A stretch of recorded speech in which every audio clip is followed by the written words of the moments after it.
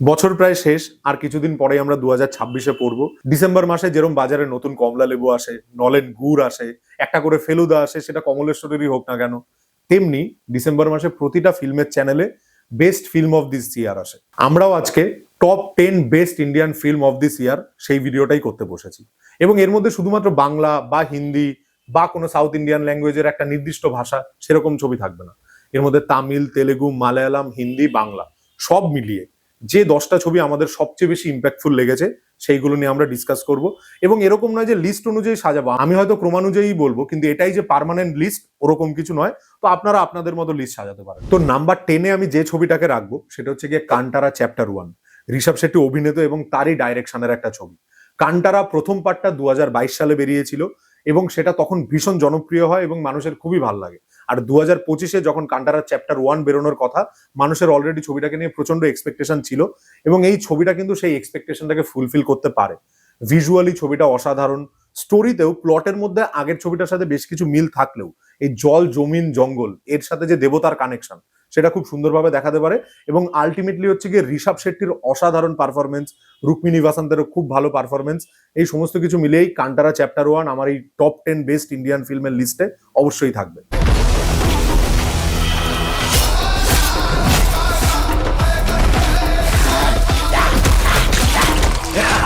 হয়তো কান্তারা চ্যাপ্টার 1 এই লিস্টে আরো অনেক ওপরে থাকতো, কিন্তু আমি যেদিন ছবিটা দেখতে গেছিলাম আমার পাশে একজন বসে গেছিল এবং সে 40-50 মিনিট ধরে ছবিটা চলাকালীন ননস্টপ হোয়াটসঅ্যাপ করে গেছে, যে কারণে আমার ওটার কনসেন্ট্রেশনেও খুব অসুবিধা হচ্ছিল।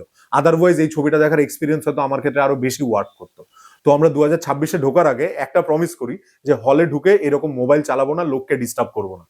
বাহ ভাই, এ তো সোশ্যাল মেসেজ হোগা। এটা তো গেল একটা সোশ্যাল মেসেজ যেটা আমরা 2026-এ মনে রাখবো। বাট যে ছবিটা ফ্যামিলি ড্রামার মধ্যে সোশ্যাল মেসেজ দেয়াকে টোটালি কিল করেছে এই বছর, সেটাই আমার এই লিস্টে 9 নম্বরে আছে। The academy of fine arts, একটা স্বাধীন বাংলা ছবি, কিন্তু দুর্দান্ত হয়েছে। এবং এই ছবিটা একটা পাল থ্রিলার যেটার মধ্যে প্রচুর ছবির হোমাজ আছে, প্রচুর রেফারেন্স আছে এবং ছবিটার কমেডিটাও খুব ভালো ওয়ার্ক করে।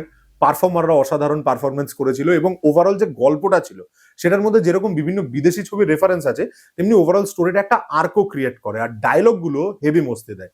তো আমার এই লিস্টে এই ছবিটা 9 নম্বরে রয়েছে।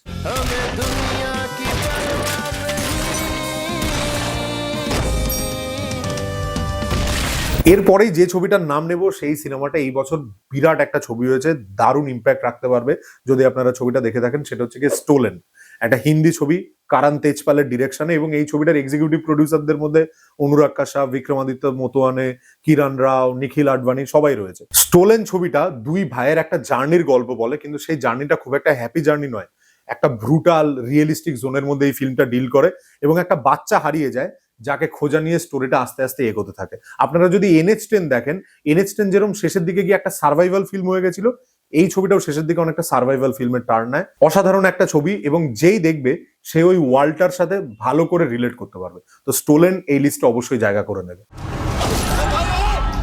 हमारे पीछे कुछ लोग पड़े हुए हैं सर।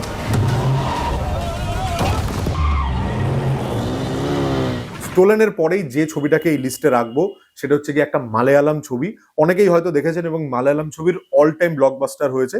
সেটা হচ্ছে কি লোকা চ্যাপ্টার 1 চান্দ্রা। অসাধারণ ছবি এবং ডিরেক্টর প্রিয়দর্শনের প্রতি আমরা সারা জীবন ঋণী থাকবো, এত ভালো ভালো কমেডি ছবি আমাদেরকে দিয়ে গেছে, কিন্তু কল্যাণী প্রিয়দর্শনের মতন অ্যাক্ট্রেস দেওয়ার জন্য আমরা আরো বেশি ঋণী আসবো।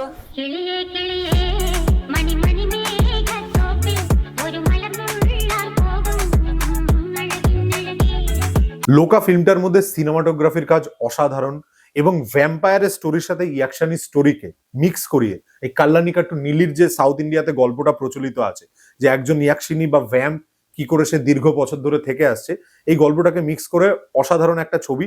ছবিটার ক্লাইম্যাক্সটা হয়তো আরেকটু বেটার হতে পারতো, বাট ওভারঅল ফিল্মটার কমেডি, ফিল্মটার সিনেমাটোগ্রাফি এবং এক একটা দৃশ্য সমস্ত কিছু ভীষণ ইনোভেটিভ এবং দেখতে দুর্দান্ত লাগে। മിത്ത്, ഐതിഹ്യം എന്നൊക്കെ നിങ്ങൾ വിചാരിക്കുന്ന എത്രയോ കാര്യങ്ങൾ ശരിക്കുള്ളതാണെന്നറിയാം। লোকার পরেই যে ছবিটার কথা বলবো সেটা আরো একটা সাউথ ইন্ডিয়ান ছবি, বেসিক্যালি তামিল ছবি। এবং এই ছবিটার মধ্যে দিয়েই আমার একজন অ্যাক্টরের সাথে আলাপ হয়েছে, মানে আমি তাকে দেখলাম ফার্স্ট টাইম স্ক্রিনে, যার আমি পুরো ফ্যান। এই মুহূর্তে আমি দাঁড়িয়ে ফ্যান, কলকাতায় তার ছবি রিলিজ করলে ফার্স্ট ডে ফার্স্ট শো দেখতে যাবো। সে হচ্ছে কি প্রদীপ রঙ্গনাথম এবং তার ছবিটার নাম হচ্ছে গিয়ে ড্রাগন। ব্যাপক একটা সিনেমা হয়েছে এবং আপনি যদি না দেখে থাকেন এই ছবিটা প্লিজ দেখুন, ফাটিয়ে মস্তি হবে। প্রদীপ রাঙ্গানাথনের স্টাইল, সোয়েগ এবং ওর মধ্যে না একটা মিক্সচার ঘটে গেছে। ধানুষ আর রজনীকান্ত দুজন যদি মিক্স করে তবে যে অ্যাক্টরটা হবে সেটা যেন অনেকটা প্রদীপ রাঙ্গানাথম।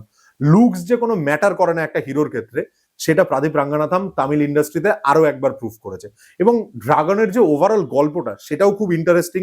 রাজকুমার হিরানির ফিল্ম যেরকম হতো সেটার মধ্যে লাফ, ক্রাই, ড্রামা সমস্ত কিছু থাকতো, এই ছবিটার মধ্যেও সেটা আছে। এবং প্রদীপ রাঙ্গানাথমের ছবিগুলো, ডুডের ক্ষেত্রেও আমি দেখেছি যে রিসেন্ট যে সমস্ত সমস্যা আছে, জেনজিদের যেরকম সমস্যা হয়, কিছু কনফিউশন, কিছু লাভ ইমোশনের একটা স্ট্রাগল, সেই সমস্ত কিছু নিয়ে এই ছবিটা ডিল করছে এবং মারাত্মক একটা ছবি।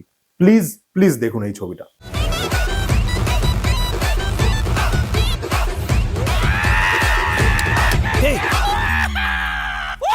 হোমবালে ফিল্মসের কান্টারা চ্যাপ্টার 1 এর কথা বললাম, এখন যে ছবিটা বলবো সেটাও হোমবালে ফিল্মসের প্রডিউস করা।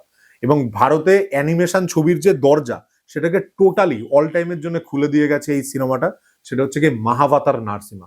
অসাধারণ একটা ছবি হয়েছে। মিথোলজি তো সেটার মধ্যে আছেই, নৃসিংহ অবতারের গল্প, প্রহ্লাদের গল্প সেটা রয়েছে।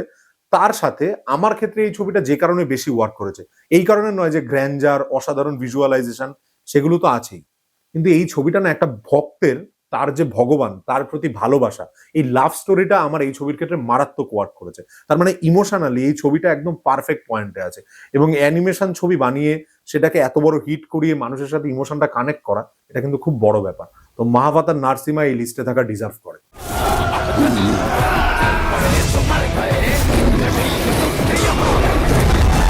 মহাভাতার নারসিমার পরে যে ছবিটাতে যাব সেই ছবিটা এই বছরের সবচেয়ে বড় ব্লকবাস্টার এবং অনেক কন্ট্রোভার্সিও ক্রিয়েট করেছে, তেমনি অনেক ফ্যানও তৈরি করেছে। এই ফিল্মটা আদিত্য ধারের ধুরান্ধার।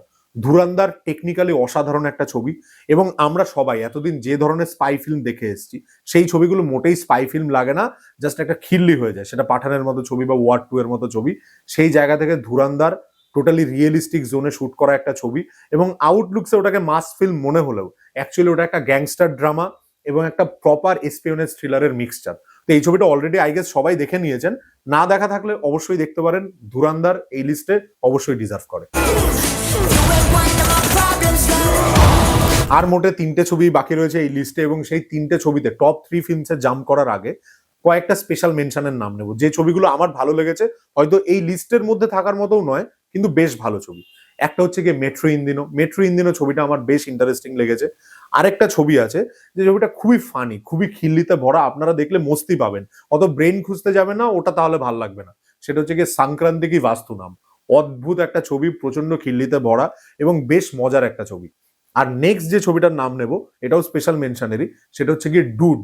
ডুড ড্রাগনের মতো অসাধারণ ছবি নয়, গল্প লেভেলে এতটা সলিড বা স্ক্রিন প্লে লেভেলে এতটা পারফেক্টও নয়, কিন্তু ডুডেও প্রদীপ রাঙ্গানাথমের পারফরমেন্স, আবার ওর অরা, পুরোটা অসাধারণ লাগে দেখতে। তো ডুড দেখলে প্রদীপ রাঙ্গানাথমের জন্য অবশ্যই দেখতে পারেন। Now time for the number 3 of this list.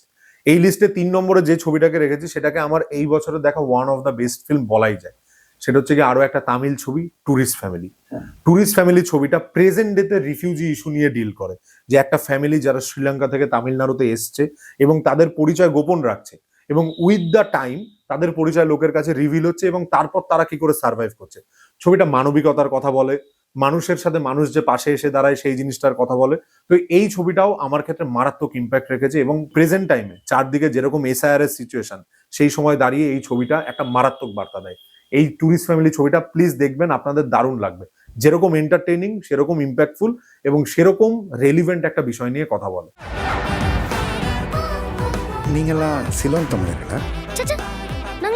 By chance যদি আপনি এত দূর অব্দি ভিডিওটা দেখেই নেন, তার মানে এটুকু বুঝতে হবে আপনার সিনেমাতে ইন্টারেস্ট আছে এবং সিনেমাতে ইন্টারেস্ট থাকলে don't miss this masterpiece.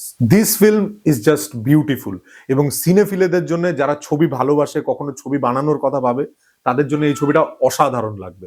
Super boys of Malegaon, একটা গ্রাম মালেগাঁও নামের, সেখানের কিছু ছেলে তারা নিজেদের মধ্যে ছবি বানাচ্ছে এবং নিজেদের অঞ্চলেই সেই ছবিটাকে মুক্তি দিচ্ছে এবং তারপর ছবিটা যেভাবে এগোয় এবং যেভাবে শেষ হয়, খুব ইমোশনাল একটা এন্ডিং। কিন্তু সেই এন্ডিংটা এই বার্তাটা দেয় যে ফিল্মকে লিয়ে কুচবি বস, কুচবি। This film is a must must must watch, super boys of Malegaon. Mumbai लेके जाने को। मुंबई नहीं जा सकते, मुंबई को इधर लाना पड़ेगा। क्या मतलब? इधर ही पिक्चर बनाते ना। And now time for the number one film. I guess এই বছরে যারা যারা এই লিস্ট বানাচ্ছে তাদের অনেকের লিস্টে এই ফিল্মটা নাম্বার ওয়ানে থাকবে। সেটা হচ্ছে গিয়ে নীরাজ ঘেওয়ানের ছবি হোম বাউন্ড।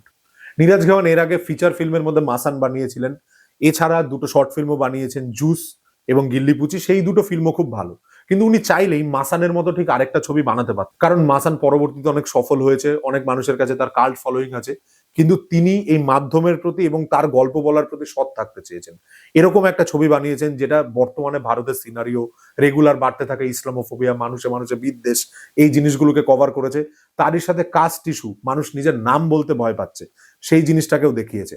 আর কোভিডের এত ব্রুটাল রিপ্রেজেন্টেশন, এত দুঃখজনক পরিণতি, এই সমস্ত কিছু এই ছবিটা ডিল করে, যে কারণে হোমবাউন্ড অত্যন্ত ইম্প্যাক্টফুল একটা ছবি। এবং আমার এখনো মনে আছে ছবিটা দেখার পরে হলের মধ্যে পিন ড্রপ সাইলেন্স ছিল, বেশ কয়েক মিনিট কোনো মানুষ ওঠেনি, কেউ কোনো কথা বলতে পারেনি। তো আশা করি এই ছবিটা অস্কারে গেছে, ভালো কিছু করতে পারে যাতে অস্কারে। এবং এই ছবিটা নিঃসন্দেহে আমার কাছে এই বছরের one of the best film. One of the best film নয়, বরং বলা ভালো বেস্ট ফিল্ম। तो सारे जहां में हम हमारी मिट्टी, हवा, रास्ते, दोस्त यार, अपनी जबान, ये सभी तो घर है हमारा। তো ম্যান এবং ওমানিয়ারা, এই ছিল আমাদের এই বছরের টপ 10 বেস্ট ইন্ডিয়ান ফিল্মের লিস্ট। আপনাদের এই ছবিগুলো কোনটা দেখা কোনটা দেখা নয় সেটাও জানাতে পারেন, এবং আপনাদের নিজস্ব কোন ছবিগুলো সবচেয়ে বেশি ভালো লেগেছে সেটাও আমাদের কমেন্ট সেকশনে জানাতে পারেন। আমারও কিছু কিছু ছবি বাকি আছে যে ছবিগুলো দেখলে হয়তো এই লিস্টে ঢুকতো, যেরকম আমার ধারাক্টু দেখা হয়নি, জুগনুমা বলে একটা ছবি দেখা হয়নি, যদি দেখতাম ভালো লাগলে হয়তো এই ছবিগুলো লিস্টে থাকতো। আপনারা আপনাদের লিস্টটা জানাবেন, কোন ছবি ভালো লাগছে জানাবেন, এবং আমাদের চ্যানেলের ভিডিওগুলো কিরম লাগছে সেটা কমেন্ট সেকশনে জানাবেন। আর ভালো লাগলে লাইক, শেয়ার, সাবস্ক্রাইব করতে ভুলবেন না।